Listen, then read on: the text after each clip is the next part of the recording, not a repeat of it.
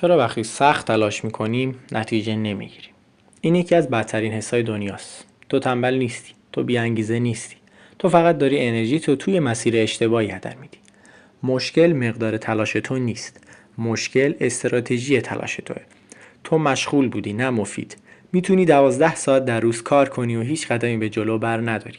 جواب دادن به پیام ها کار تو نیست. شرکت تو جلسات بی هدف کار تو نیست.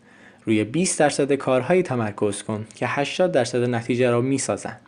تو داری روی تردمیل میدوی، کلی انرژی میذاری، عرق میریزی، ولی در واقع داری درجا میزنی، چون مقصد مشخصی نداری. یه زندگی بهتر یه رویاست، نه یه هدف. هدفت رو اینقدر شفاف کن که نشه نادیدش گرفت. شفافیت اولین قدم برای پیشرفته. تو به یک مصرف کننده اطلاعات تبدیل شدی. ساعتها ویدیو میبینی، کتاب میخونی، حس خوبی داره، حس میکنی که داری پیشرفت میکنی، ولی این فقط یک شکل پیچیده از اهمال کاریه. این توهم پیشرفته. از یک مصرف کننده به یک سازنده تبدیل شو. تو روی انگیزه حساب میکنی، نه روی سیستم.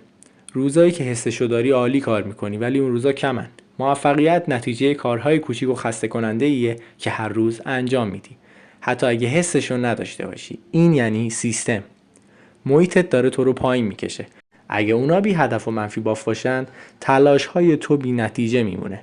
نمیتونی توی مرداب تمیز بمونی. تو از کامل بودن میترسی. اونقدر منتظر یک نقشه بی‌نقص یا یک زمان بی‌نقص میمونی که هیچ وقت شروع نمی‌کنی. کمالگرایی یه اسم قشنگ برای ترسه. اقدام ناقص همیشه برنامه‌ریزی بی‌نقص رو شکست میده. تو برای خودت کار نمی‌کنی. داری انرژی تو برای اهداف یکی دیگه میذاری. یه شغل کارمندی برای مفید بودن طراحی نشده. برای مشغول نگه داشتن تو طراحی شده.